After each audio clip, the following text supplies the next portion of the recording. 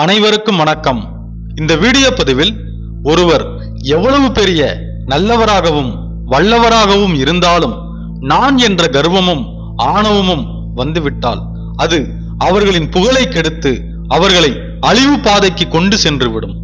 மகாபாரத காலத்தில் பாண்டவர்களின் மூத்தவரான தர்மனுக்கு ஏற்பட்ட ஆணவத்தை ஸ்ரீ கிருஷ்ணர் அடக்கி அவருக்கு உண்மையை புரிய வைத்த ஒரு சிறிய கதை ஒன்றை இப்பொழுது பார்க்கலாம். இன்னும் நம்ம சேனலை சப்ஸ்கிரைப் பண்ணாதவங்க மறக்காம சப்ஸ்கிரைப் பண்ணிடுங்க. வாங்க பார்க்கலாம். நான் என்ற கர்வம் ஒரு பேய் போன்றது. சில நேரங்களில் எவ்வளவு பெரிய ஞானியரையும் அந்த கர்வம் பற்றி கொள்கிறது. அப்போது அந்த ஞானிகளும் தங்களது பெருமைகளை இழக்க நேரிடுகிறது. ஒருமுறை தர்மமே உருவமான தர்மன் என்று அழைக்கப்படும் பாண்டவர்களின் மூத்தவரான யுதிஷ்டிரனையும் கூட அந்த கர்வம் பற்றி கொண்டது. உள்ளுவாறு உள்ளிற்று எல்லாம் உடனிருந்து அறியும் கண்ணன் தர்மனின் மனநிலையை அறிய மாட்டாரா என்ன? தர்மனே ஆயினும் கர்வம் வந்தால் தாழ்ந்து போவானே. அவன் கொண்ட கர்வத்தை முளையிலேயே கிள்ளி எறிய வேண்டும் என்று கண்ணபிரானின் கருணை உள்ளம் நினைத்தது. எனவே ஒரு நாள் ஸ்ரீ கிருஷ்ணர் தர்மரை பாதாள உலகத்திற்கு அழைத்து சென்றார்.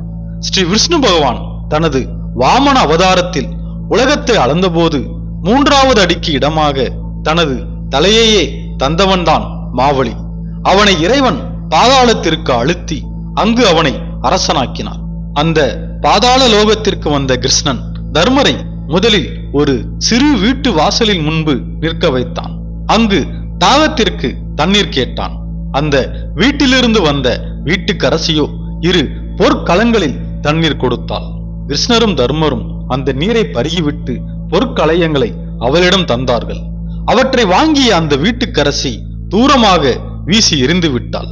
அவளது செயலை கண்டு வியந்து போன தர்மன், அம்மா, பொற்கலசங்கள் விலை உயர்ந்தவை அல்லவா, அவற்றை போய் வீசி எறிந்து விட்டீர்களே என்று கேட்டான்.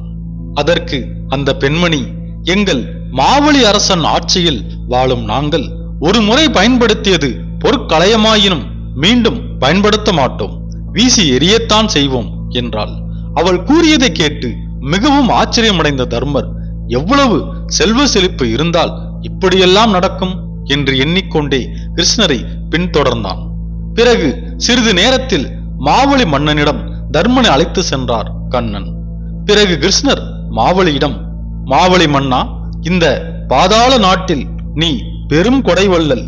உனது புகழ் பல உலகங்களிலும் பரவியுள்ளது. இதோ என்னுடன் வந்துள்ளாரே தர்மர். இவர் பூ உலகின் ஏக சக்கராதிபதி. கொடையில் உனக்கு ஒப்பானவர். நாள்தோறும் பல்லாயிரம் பேருக்கு இல்லை என்று சொல்லாமல் அன்னமும் பொருளும் தருகின்றார் என்று தர்மனின் புகழை விவரித்தார் கிருஷ்ணர். கிருஷ்ணரின் பேச்சை கேட்ட மாவலியின் முகம் சினத்தால் சிவந்தது, வெறுப்பால் விளர்த்தது. அப்போது மாவலி, இந்த பாவியை இங்கு ஏன் அழைத்து வந்தீர்? இவன் முகத்தில் விழிப்பதே பாவம், உடனே அழைத்து சென்று விடுங்கள் என்று கூறினான் மாவலி. இதை கேட்ட தர்மனுக்கோ ஒன்றுமே புரியவில்லை. மாவலி மன்னன் ஏன் தன்னை வெறுக்க வேண்டும்? தான் செய்த தவறுதான் என்ன என்று எண்ணி நாணி வெட்கி தலை குனிந்து நின்றான். பிறகு மாவலி, இந்த பாவி நேர்மையாக ஆட்சி செய்தால் நாட்டில் ஏழைகள் இருப்பார்களா? இவன் போடும் அன்னத்துக்கும் தரும் பொருட்களுக்கும் இவனை தேடி வருவார்களா? இவனுக்கு நாட்டை ஆளத் தெரியவில்லை என்பது இதனால் விளங்கவில்லையா? கடமையை செய்ய தவறிய இந்த மன்னன் முகத்தில் விழிப்பது பாவம்தானே என்று மாவலி மன்னன் தர்மனின் தவற்றை சுற்றி காட்டினான். இதை கேட்ட தர்மன் அந்த இடத்தில் நிற்பானா என்ன? கண்ணனுக்கு முன்பு அங்கிருந்து நடையை கட்டினான். பல்லாயிரம் பேருக்கு அன்னமும் பொருளும் தரும் நமக்கு நிகரான அரசர் உண்டா என்று தர்மனிடம் தோன்றிய கர்வம் பழங்கதையாய் போனது. தர்மனுக்கு தன்னை இகழ்ந்த மாவலி மேல் சினம் தோன்றவில்லை. தன்னை கர்வம் என்ற படுகுழியிலிருந்து மீட்ட உபகாரி என்று எண்ணி அவன் மனம் அவனை பாராட்டியது. பசு பால் அளவை மடியில் மறைப்பது போல, வழிபோக்கனின் மடியில் பணத்தை மறைப்பது போல, உழவு செய்தவன் விதை நட்டு மண்ணால் மூடுவது போல, நற்செயலால் உனக்கு வரும் பெருமையை மறை என்று பெரியோர்கள் கூறுவார்கள். மண்ணில் வாழும் மனிதன் முதல் விண்ணில் இருக்கும் தேவர் வரை எப்பொழுது நான் என்ற கர்வம் ஏற்படுகிறதோ அப்பொழுதே அவர்களின் அழிவும் ஆரம்பமாகிறது. நான் என்ற கர்வம் வரும்பொழுதே அவர்களின் பெருமையும் சிறப்பும் அழிய ஆரம்பித்து விடுகிறது. எனவே வாழ்க்கையில் எந்த ஒரு உயரத்தை அடைந்தாலும் நான் என்ற கர்வம் மட்டும் வராமல் இருக்க வேண்டும். இங்கு கூறப்பட்ட இந்த சிறிய கதை உங்களுக்கு பிடித்ததாகவும் பயனுள்ளதாகவும் இருந்துச்சுன்னா நம்ம சேனலை சப்ஸ்கிரைப் பண்ணி சப்போர்ட் பண்ணுங்க.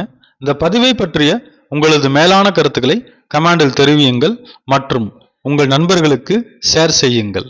நன்றி.